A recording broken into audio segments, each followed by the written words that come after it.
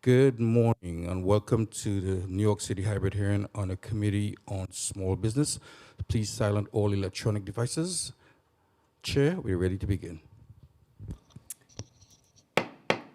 Great, thank you. Good morning. I'm Councilmember Julie Menon, Chair of the City Council Committee on Small Business, and I want to thank everyone for joining us for this hearing today to discuss my bill, Intro 1083. I want to thank my council colleagues, representatives from the administration, particularly Commissioner Kim, and the public for being here, as well as the members of the public that are participating with us remotely. The New York City nightlife industry is renowned across the globe, and the establishments that make up this industry are critical parts of it. These establishments are an integral part of the small business landscape that helps define our great city.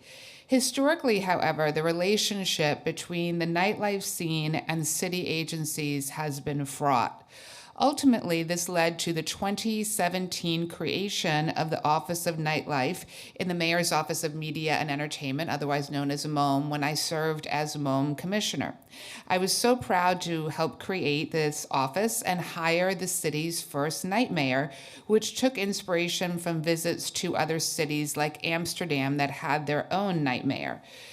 This office functions as a liaison between the nightlife establishments, residents, and government, and supports these establishments as they navigate permits, licenses, and other city regulations. As the Office of Nightlife continues to support the nightlife industry, including a number of small businesses like bars and restaurants, it has become abundantly clear that the resources available through the Department of Small Business Services are better suited to support the needs and growth of this office. SBS has been a vital resource for small businesses in our city, especially post-pandemic, and nightlife establishments deserve the same level of access and support. My bill, Intro 1083, recognizes the leadership and resources provided by SBS for small businesses and would transition the Office of Nightlife from the Mayor's Office of Media and Entertainment to SBS. I look forward to hearing testimony today from the administration and hearing their position on my bill. I similarly look forward to hearing from nightlife establishments as well as advocates on today's legislation. I want to thank Jessica Boulay and Rebecca Barilla from Central Staff for their work putting together this hearing, as well as my own Chief of Staff, Jonathan Shutt, my Legislative Director, Brandon Jordan, and Legislative Aide, John Mendez, for their assistance. And I will now turn it over to Committee Counsel to administer the oath. Thank you, Chair. Good morning. Welcome. My name is Jessica Boulay, Counsel to the Committee on Small Business. Before we begin testimony, a quick reminder for anyone joining on Zoom, you will be on mute until you're called on to testify. I will call any public witnesses after the conclusion of the administration's testimony and council member questions. So please listen carefully for your name to be called. Council members will ask questions after the administration has completed their testimony. We will now call representatives of the administration to testify. We will be hearing testimony from Commissioner Kevin Kim of the Department of Small Business Services. We also have with us, is it Jose Sorgard, Deputy Director of the Office of Nightlife. I will administer the affirmation. Please raise your hands. Do you affirm to tell the truth, the whole truth, and nothing but the truth before the committee and to respond honestly to council member questions? I do. Thank you. Commissioner Kim, go ahead when you're ready. Thank you. Good morning, Chair Menon and members of the New York City Council Committee on Small Business. My name is Kevin D. Kim, Commissioner of the New York City Department of Small Business Services, or SBS. Joining me today is Jose Sogard, the Deputy Director of the Office of Nightlife, or ONL for short. We are pleased to address this committee regarding Intro 1083, especially at this pivotal juncture for small businesses and the nightlife industry. It's crucial to acknowledge that New York City's nightlife industry, which came to a halt during the peak of the pandemic, represented over 25,000 nightlife and hospitality businesses, sustained over 300,000 jobs, and generated approximately $35 billion in economic activity. Under the leadership of Mayor Adams, New York City is back and on the verge of achieving 100% jobs recovery from the losses incurred during COVID-19. The Office of Nightlife was established in 2018 with the primary objective of supporting our nighttime economy and serving as a central point of contact for industry stakeholders. Since its inception, New York City has emerged as a global leader in the urban nightlife advocacy movement, spearheading life-saving initiatives such as Narcan Behind Every Bar and launching Night School, a series of workshops focused on business operations, best practices, and workplace rights. Through the Mediating Establishment and Neighborhood Disputes, or MEND NYC program, ONL has also effectively mediated conflicts between venue operators and local communities. ONL's programming not only assists nightlife businesses in their compliance with city regulations, but also enhances quality of life, fosters safety, and elevates the cultural significance of nightlife. SBS shares a similar mission, aiming to promote economic development by fortifying small businesses, connecting job seekers to employment, and building thriving neighborhoods. We accomplish this through the concerted efforts of our business services, workforce development, economic and financial opportunity, and neighborhood development divisions. SBS also leads special initiatives such as Cannabis NYC, Black Entrepreneurs NYC, and the New York City Food and Beverage Industry Partnership. SBS is committed to helping New Yorkers start, operate, and grow businesses through our programs. Our NYC Business Express service team offers one-on-one assistance to business owners, saving time and money by helping them avoid violations and expediting permits and licenses. Our commercial lease assistance program provides pro bono legal services to businesses starting new leases, understanding their rights within existing leases, or engaging in landlord negotiations. Furthermore, SBS's Workforce One career centers, located in each borough, connect New Yorkers with employment opportunities and job training programs. Under the leadership of Mayor Adams, New York City is becoming a city of yes for small businesses. In line with the mayor's blueprint for economic recovery and Chair Menin's legislation for a one-stop shop business portal, SBS is poised to launch the My City business site at www.nyc.gov/business. After incorporating extensive feedback from businesses across various sectors and immigrant entrepreneurs, we are completely revamping access to our services. We are excited at the prospect of ONL's dedicated nightlife experts joining forces with us. By combining SBS's experience in business and workforce services with ONL's extensive industry connections, we will better serve this critical sector. From mental health initiatives to support our nightlife workforce to industry advocacy, ONL is actively enhancing the financial well-being of New Yorkers who earn their livelihoods by entertaining, serving, and feeding the approximately 63.2 million visitors we are set to host this year. ONL and SBS already collaborate closely to advance the nightlife industry. Last year, we collaborated to temporarily suspend New York City's liquor license surcharge, which translated into an estimated savings of $6.5 million for businesses. Our offices also collaborated to identify regulations affecting small businesses through the Mayor's Small Business Forward Initiative, Executive Order 2. This initiative identified over 118 reforms to existing regulations and laws, which will collectively save businesses more than $8.9 million annually. ONL's Night School also actively promotes numerous SBS education courses, ranging from financial literacy to operations. These past efforts underscore the strong alignment that already exists between our offices. Through ONL's transition to SBS, the city can eliminate redundancies, expand service delivery to small businesses, and support not only the nightlife industry, but also the city's overall economy. We sincerely appreciate the opportunity to discuss this bill and look forward to answering any of your questions. Thank you very much.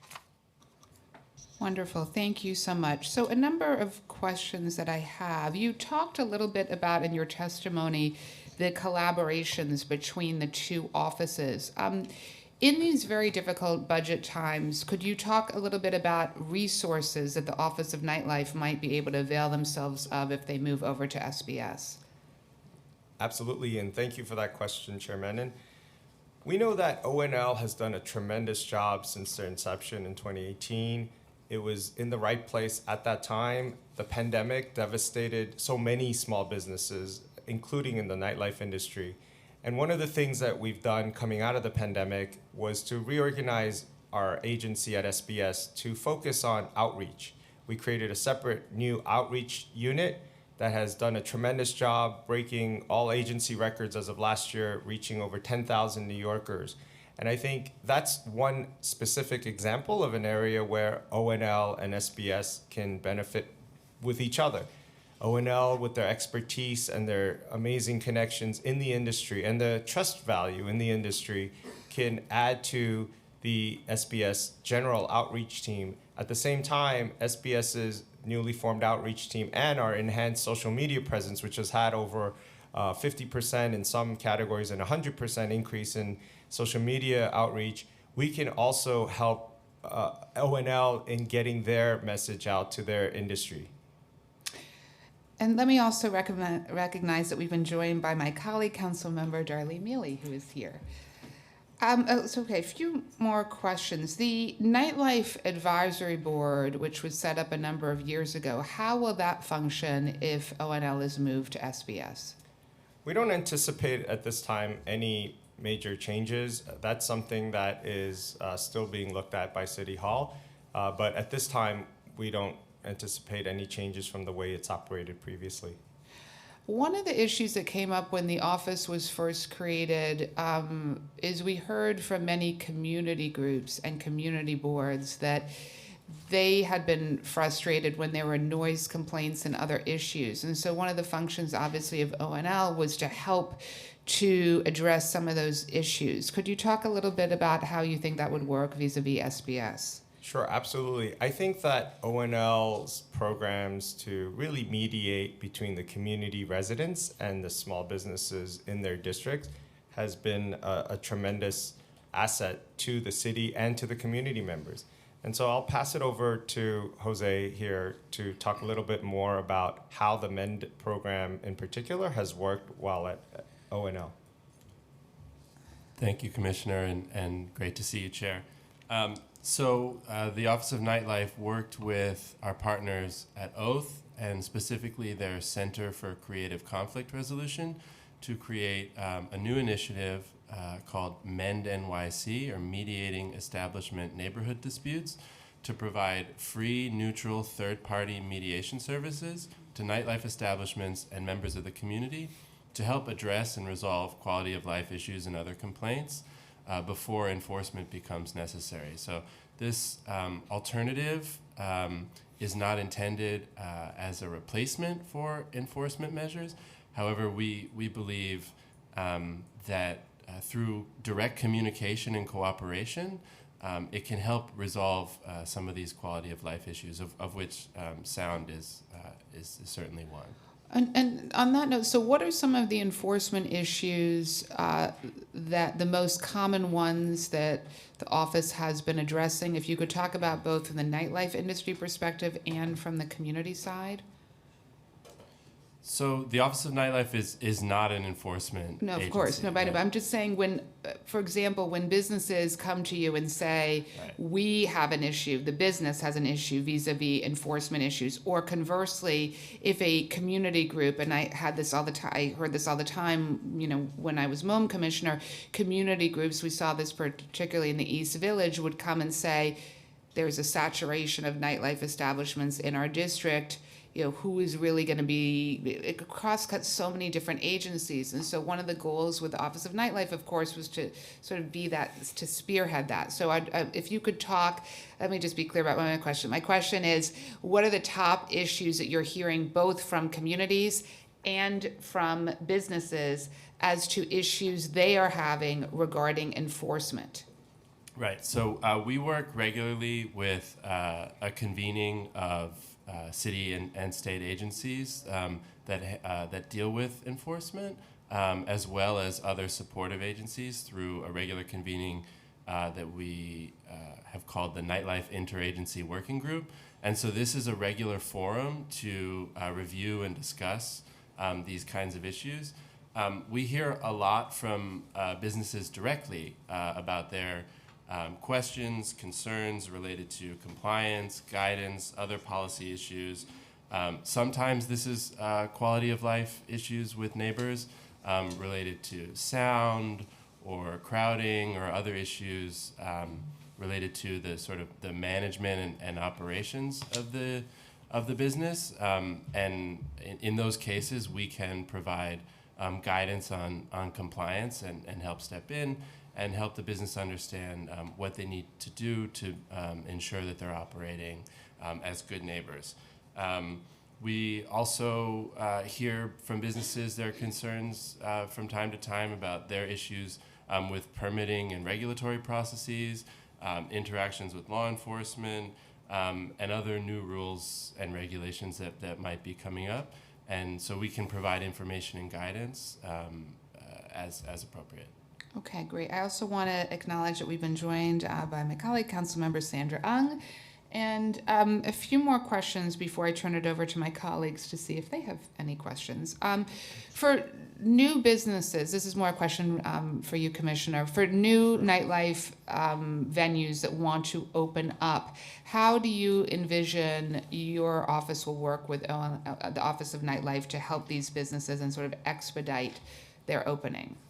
Well, ONL has always worked very closely with SBS in terms of helping new businesses open up. And I think they can even more benefit today in a faster delivery way from our New York City Business Express Service team, or NYC BEST team. That team is made up of former inspectors from agencies and small business advocates who act as free expediters for small businesses trying to open up in New York City. And last year alone, we helped over 3,000 unique businesses save over $31 million by opening faster and with less regulatory hurdles because of our expertise and our relationships with our sister city agencies. So we look forward to being able to help more nightlife businesses open up even faster. And how have other cities who've created nightmares, Amsterdam in particular, and other ones that we had originally looked at as models, in terms of the work that they're doing, are there any additional best practices that we should be adopting here in New York? Thank you for the question, Chair. So the New York City Office of Nightlife has very strong relationships with many other cities, both in the United States and North America and around the world. So there are regular convenings and opportunities to communicate and learn from our colleagues in other cities. Some of these challenges are common across many cities. So we regularly communicate and hear from whether it's London or Amsterdam or Berlin or our colleagues in North America, such as Austin, Texas, San Francisco, Pittsburgh, Washington, D.C. We have regular forums to share and discuss some of the issues and best practices. We produced a report in 2021 with recommendations for policy, regulation, and other issues that were sort of long-standing challenges facing the industry. And many of those recommendations themselves, in addition to being the result of extensive stakeholder feedback here in New York City, were also informed by our interactions with our colleagues and counterparts in other cities.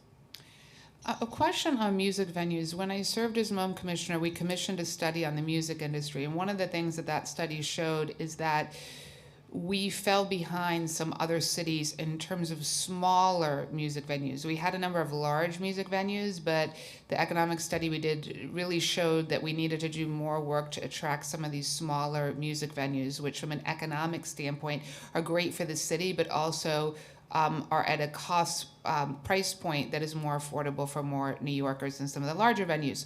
What do you both of you think in terms of what New York City could do to attract some of these smaller music venues to our city?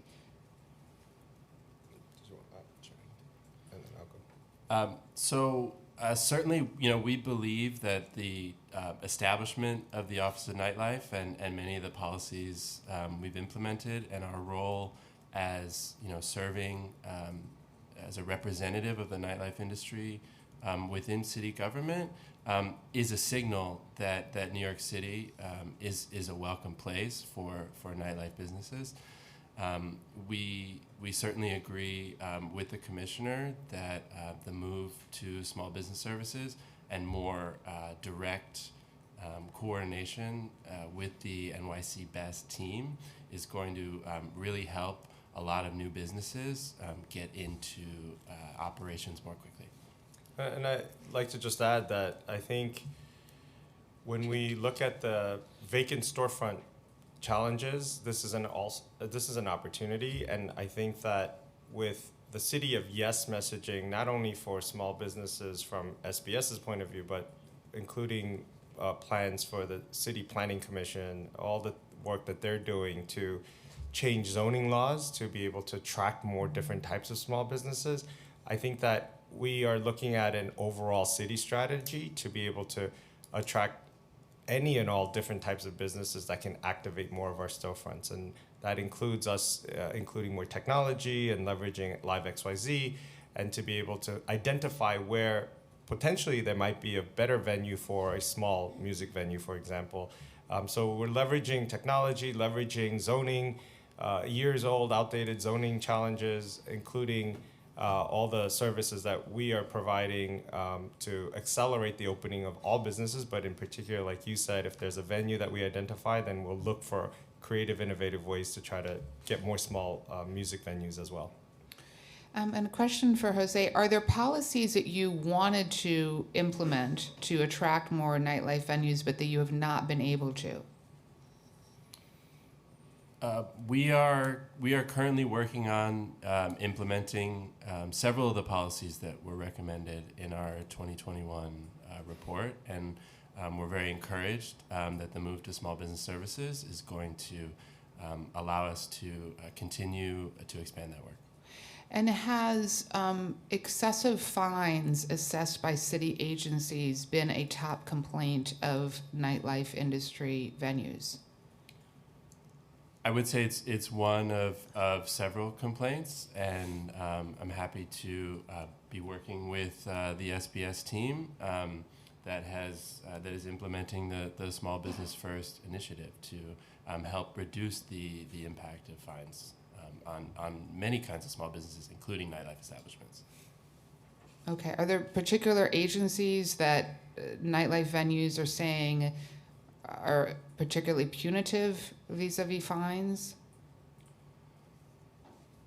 I don't think there's one specific agency that stands out. I think the Office of Nightlife's approach is to ensure that our city partners are working with businesses to help get those businesses into compliance before enforcement becomes necessary. And that's sort of the core aspect of our work.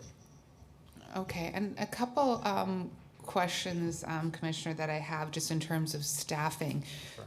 Do you, if this bill moves forward, do you anticipate any staffing changes to this office? So at this time, there are 4 staff lines, and they will be moving over to SBS. And we don't anticipate at this time any changes. I think we're going through some very fiscally challenging times, and I think one of the benefits of actually taking a smaller team and moving it into a relatively larger agency is the flexibility it will give us to not just maintain the services, but actually enhance the services without having to put in additional money separately to address that. For example, I mentioned the outreach team, and now ONL will be able to take advantage of SBS's entire outreach team and division in a way that we had always worked together to promote particular activities, but now we can actually sit in the same conference room or Zoom and kind of strategize on how more effectively we can do whatever we need to do. So at this time, we don't anticipate any staffing changes. We do look forward to the enhancement of services because of the additional resources SBS will bring to ONL. Okay, one more question before I turn it over to my colleague, Councilmember Mealy. Do you anticipate that the mayor's proposed PEG would affect this office? We really don't, because we know that the team is moving over. That's not impacted. There are going to be absolutely zero layoffs in this PEG exercise. We at SBS are, from SBS's agency side of programming and services, are almost fully staffed. And so we will be able to provide all the necessary services and then more to ONL. Okay, wonderful. Let me turn it over to my colleague, Councilmember Mealy, for her questions. Yes, thank you, and I know we got to meet. I was just wondering, what resources will the Office of Nightlife have access to if it transitioned into SBS? So that's why we're really excited about this move over, because the expertise they bring in for a specific industry will pair up really nicely with our SBS food and beverage industry partnership team. So now you're able to physically sit them very close to one another, be a bigger team that is working on all food and beverage related industry businesses.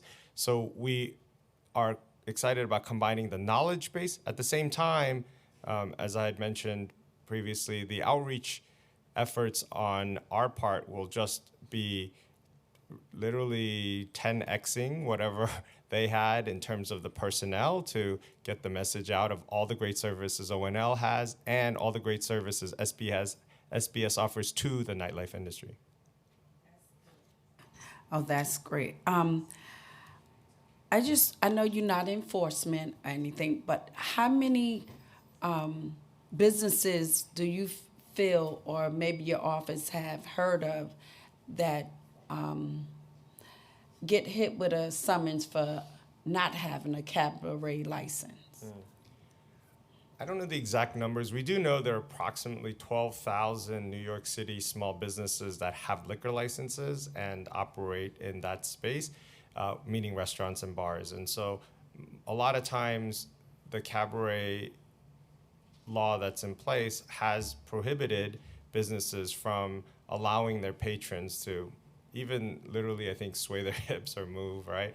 And it's something that the Department of City Planning is looking very closely at to change, and SBS is very supportive of that, along with ONL. Didn't think- in 2017, didn't we change that? That's right. The administration was very proud to work with the city council to, in 2017, repeal the requirement for businesses to obtain a cabaret license to allow patron dancing.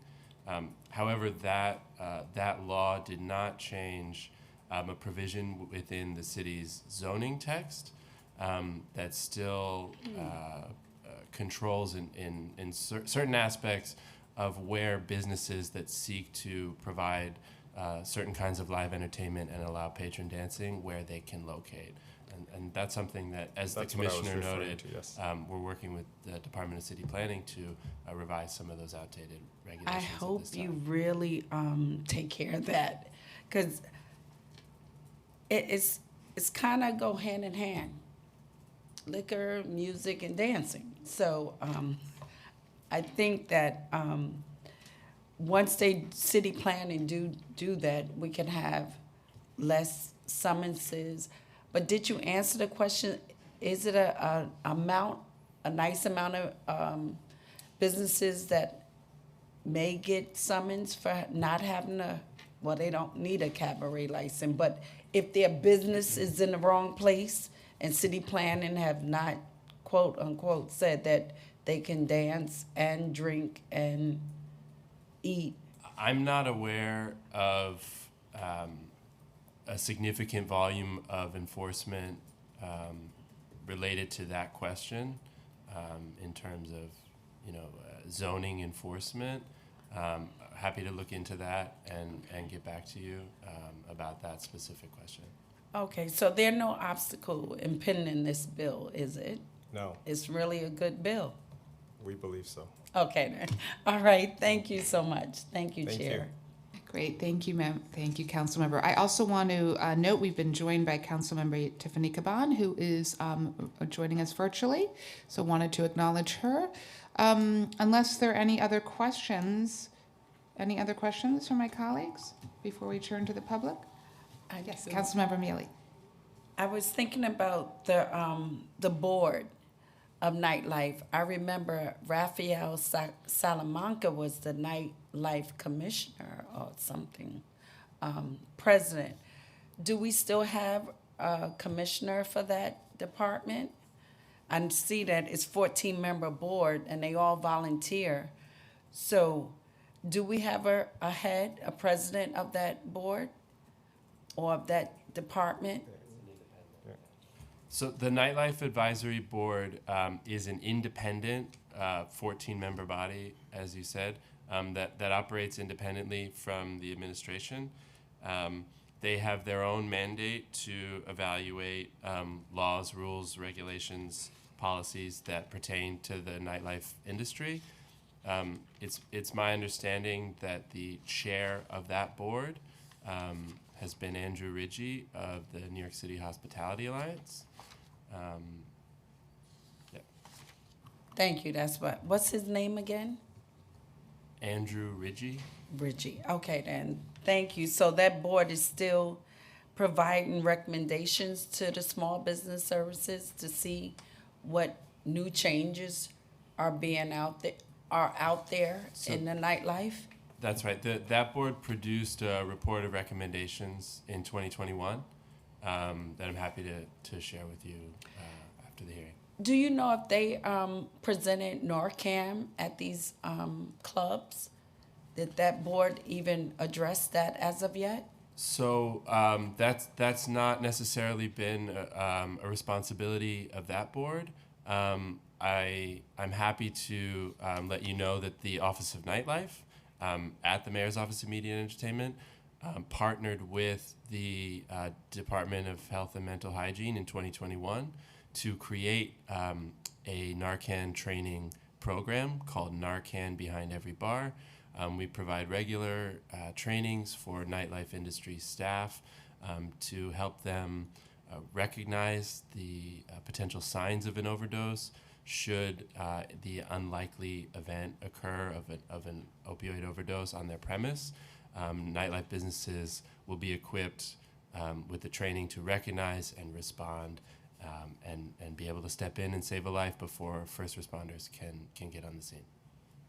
Okay, thank you. I would love to, I'm gonna keep up with them to see if that's implemented. That do save lives. So thank you. Thank you, Chair. Thanks for the question. Wonderful, thank you. Okay, those are all of our questions, so we'll now turn to the public, right? So thank you both very much. We appreciate it. Thank you. And I'll turn it back to committee counsel. Thank you. So for the public testimony segment, I believe we have 2 members of the public who have requested to testify today in person. I will call you up, and if you could take a seat at the table to deliver your testimony. So if Sandra Jaquez and Christopher Leon Johnson could please join us at the table.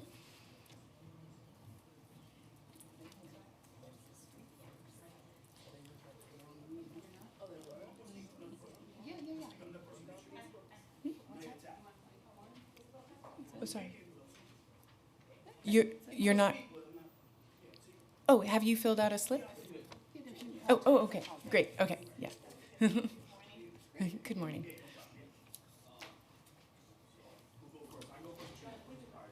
Okay, and yes, if you could introduce yourself and your Yeah. affiliation. All right, cool. Hey, good morning, Chair Minning. My name is Christopher Leon Johnson. I'm not here to attack you personally. I'm just here to make my point about this. I saw this on the website, and I was like, this is interesting. So, yeah, I know that we have an issue with the budget, and most likely we need this merging. I think this is a great merger.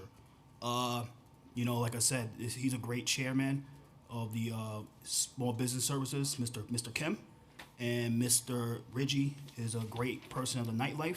I love them both as like I love them like as commissioners. You know, my thing is what we need to do more is to push more funding into the nightlife. You know, there's not a lot of funding to nightlife. Nightlife makes a lot of money for the city of New York. And like I go out time to time to these events because I have to do my politic and my media stuff, and there's not a lot of support. We have to, mainly all these business owners have to fund them own selves, and they don't get a lot of support from the city. And I hope that you as a small business chair is able to start advocating for more funding for these businesses to nightlife because they give us a lot of money. And instead of them giving money to like these, like the DOT, and like I said, I made that point this morning downstairs about DOT. We need to put some of that money into nightlife. Like I said, I see certain these clubs, I see certain these functions, and it's not even that vibrant. You know, like I think the city need to start putting some investments to that.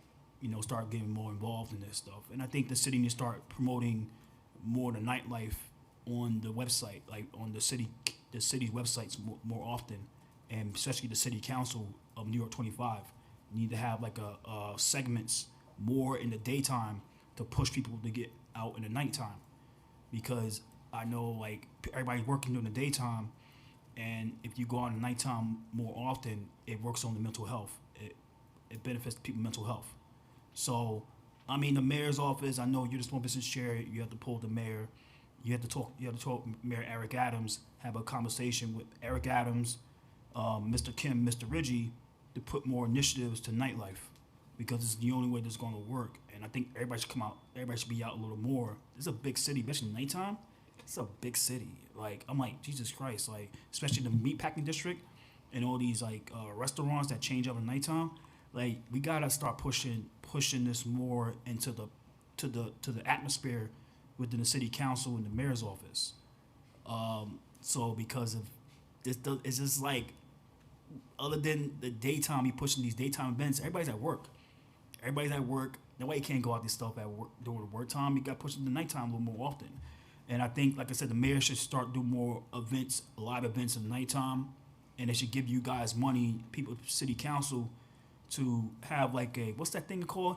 Like do live streams at nighttime events instead of you guys using your iPhones. Why does the mayor gets to use the 4K Sony camera to do live events on government time, on government schedule, but you guys can't? You guys should be getting the same amount of money to get the 4K Sony cameras and submit it and do the events from there. That's my opinion, and that's it. I gotta go. But thank you. I gotta go. Thank you so much. Appreciate it. Thank you. There was a question for you, I believe, Councilmember Mealy. Yeah. Hey. Yes, Mr. Johnson. Yeah.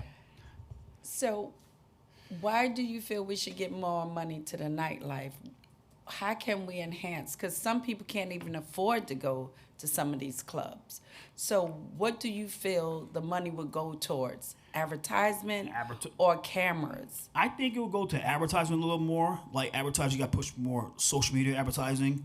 Like family. They have that. That's supposed to be for the nightlife to do that on their own. City council. Yeah, I know y'all can't, but that should like sit down a little more and have them like guide them a little more and to push out more family-friendly advertising. Oh, okay. That's why I think. And then with the cameras, like I said, like all 51 members of City Council should get a 4K Sony camera and be able to start broadcast and start hiring more staff, like the mayor's office does, and start broadcasting their events, especially in the nighttime, because it'll promote the businesses a little more. Okay. That's my opinion. I mean. Thank you. Yeah. Thank you so much. I hope you come to more events. Yeah. Okay. Thank you. Thank you so All right, much. Thank you. I gotta go. Thank you so All much. right. Thank you. Take care. Thank you. And Sandra, if you could introduce yourself. Thank you so much. Is this on? Can you hear me? Okay. Good morning. Thank you, Chair Menon. and the entire committee for this opportunity to share testimony on establishing the Office of Nightlife within the Department of Small Businesses. My name is Sandra Jaquez, and I am the Vice President of the Latino Restaurant Bar and Lounge Association. I'm also a restaurant owner of 2 restaurants in the Dyckman area in Inwood Heights for 20 years. And so thank you. So we represent the interests of hundreds of minority and immigrant-owned restaurants and nightlife establishments throughout the city of New York. I'm here today to testify in support of moving the Office of Nightlife to the Department of Small Businesses Services. The office has been and continues to be a resource to the restaurant and nightlife industry. In fact, during the height of the COVID pandemic, when restaurants had to shut their doors, the office served as a critical source of information and education for ever-changing rules and requirements on our businesses. It was through the lens that many of our members became familiar with this office, myself included. However, our work with the office does not stop there. Our association continues to work with the Office of Nightlife on major initiatives such as the MEND program, which provides free mediation, and conflict resolution services. It is a program designed to mitigate conflict with the community in a collaborative way and through a solution-oriented approach. So MEND has already proven success. It's programs like this that we must continue to work on and build upon with the Office of Nightlife. As the hospitality industry continues to struggle, particularly in our outer boroughs, it is very important to uplift the Office of Nightlife so that it continues to do the work of helping our industry not just to recover, but to continue to thrive.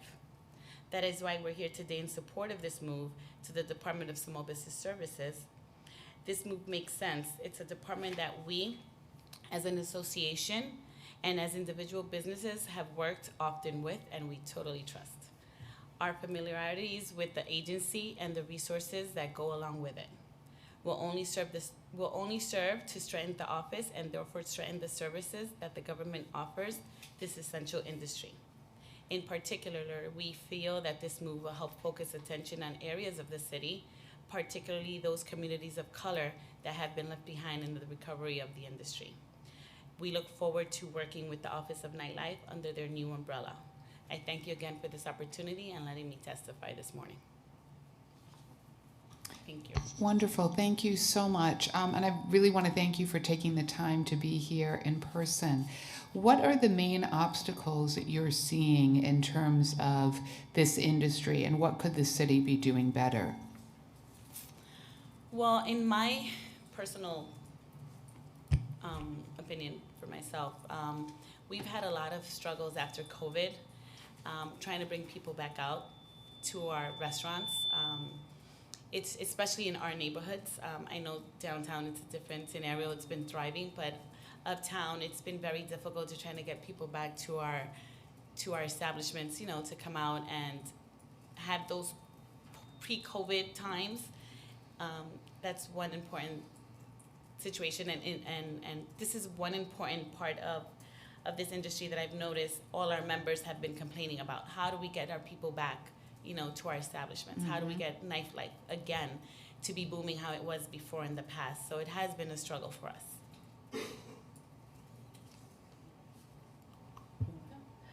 I was just wondering, do you think COVID have a part in why people are not coming back out to the establishments? I mean, COVID did. New York City was very impacted. The restaurant industry was impacted. And we all know that once that happened, people just decided to go to the other, Connecticut, New Jersey, even Yonkers, Westchester. So I'm very close to Westchester. So they had different, regulations and rules where we were, when we were affected with the, by 11 o'clock or no indoor dining, 25%, they were at 50% or 75%. They had longer hours. So a lot of our customers just, expanded and found other locations. And, it's been really hard to try to get those customers back just because they've experienced other places. And, that was really a big impact on our industry. I gotta say, because I did go upstate, Yeah. so That is so true. I understand that. So are the resources provided through the Office of Nightlife beneficial for your establishment? Are they giving you real resources or sitting down one-on-one with you to try to come up with, because what works for one doesn't work for the other. So have you really sat down with them one-on-one? Well, in my personal case, I haven't had the need to, but I know some of our members have, and especially with the MEND program, you know, when you have conflict between the establishment and sometimes the community, we have seen that the nightlife office with this program has helped, you know, to bring the community and to bring the establishment into some sort of an agreement, you know, to work their differences out. So that has been a great asset. Also with the Narcan, again, it's not, in my case, you know, necessarily beneficial because I really don't need my establishment is more like a family oriented, but it is a good program to have because I've always said I prefer having the Narcan there, not needed and not have it. I got one more question. Have the establishment thought about opening up their establishment to the organizations in the neighborhood? That's a good start. That's how I was able to get some of my restaurants back up and running. I would ask them, could we have a meeting at their establishment? And sometime, one establishment I know right now, they are now after hours, they have a little salsa, little merengue afterwards. So that's bringing people back in to their establishment. Because some people don't know that some businesses' food is good because they walk by it years and never stopped in. But if you have something there that they come in, then that's how they start learning what's going on in there. And sometimes giving it away for free is good also. Just let them have the meat, and you never know the residuals that come behind it. So please start thinking about that, asking other businesses to start, like the community board, let them have their meeting one day. And you wouldn't believe how many people would come back afterwards. Right. So that's just a free win. And thank you. And Thank you. you. For that. Thank you. Okay, wonderful. So seeing no other questions. Seeing no other questions, and thank you so much for your testimony today. And we are going to close the hearing. Thank you.